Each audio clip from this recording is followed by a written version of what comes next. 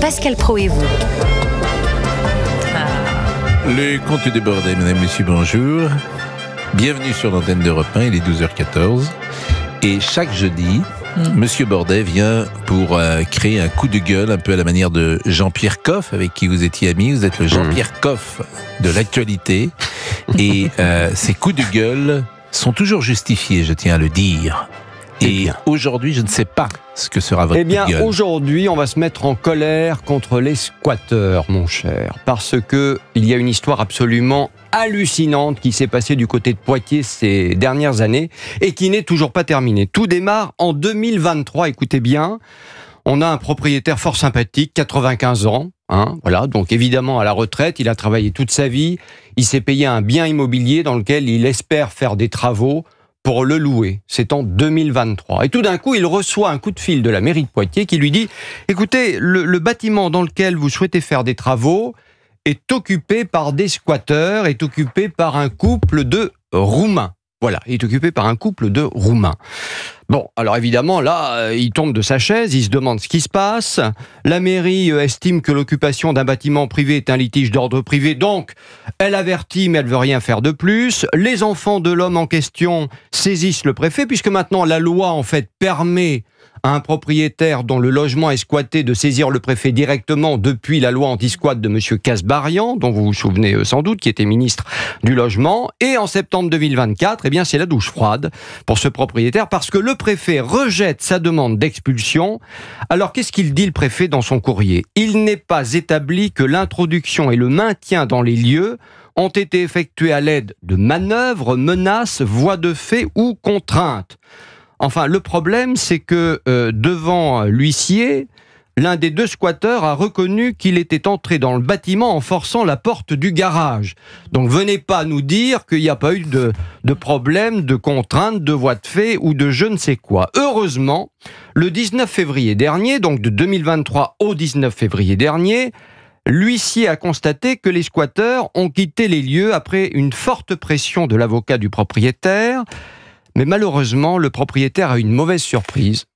Le bâtiment est complètement saccagé, les éviers ont été arrachés, l'eau coule à flot et une facture apparaît pour l'eau qui coule à flot. Tenez-vous bien, presque 18 000 € de facture pour l'eau qui coule à flot. Quand vous dites elle coule sans discontinuer ? Sans discontinuer, et donc inondant évidemment tout le bâtiment. Donc ça veut dire que là, pour le coup, le bâtiment est extrêmement dégradé, parce que de l'eau dans un bâtiment ou dans une maison, je peux vous dire que... pourquoi cette eau coule à flot ? Pourquoi on peut pas l'arrêter ? Ils ont tout arraché depuis des semaines, ils ont fermé la porte. Je suis d'accord avec vous, mais on peut l'arrêter quand même, cette eau, aujourd'hui. Elle est arrêtée, j'imagine, à l'heure à laquelle on parle. Il y a un temps qui se passe entre le moment où les squatteurs partent et le moment où on s'aperçoit qu'ils ne sont plus là. Et ils sont donc ça fait plusieurs semaines... Ah bon, on ne sait pas.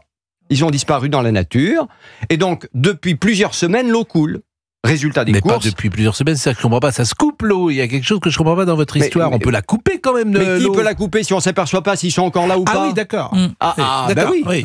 Donc ils la coupent une fois qu'ils s'aperçoivent que les mecs sont partis. D'accord. Bon, donc résultat des courses, 17 000 €. Alors, j'ai regardé ce que dit la loi. Alors là, c'est merveilleux. Au niveau national, la loi interdit aux propriétaires la possibilité de couper l'eau comme l'électricité en cas d'impayé, au risque d'être accusé par les squatteurs de s'être fait justice lui-même, au nom du principe suivant: pas de squat sans accès à l'eau, pour assurer le minimum vital aux occupants même illégaux. Article L115-3 du Code de l'action sociale et des familles.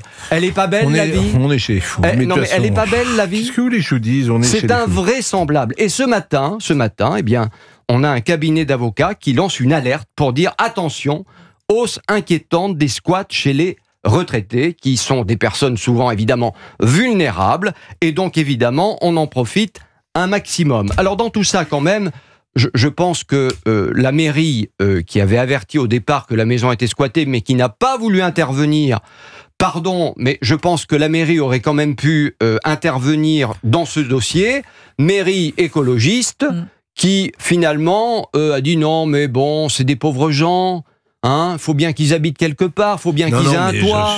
Et ce monsieur de 95 ans, il n'a pas les moyens. Ce monsieur de 95 ans, il n'a pas les moyens de payer la note de 18 000 € aujourd'hui. Plus ses travaux. Voilà où on en est. Bon, écoutez, c'est un coup de gueule. Mais de toute façon, cette législation sur les squats, là aussi, il faut la changer manifestement. C'est-à-dire qu'il faut pouvoir intervenir immédiatement pour que des personnes qui squattent une maison ou un appartement soient délogées immédiatement. Tant qu'on aura cette mentalité humano-socialo, etc.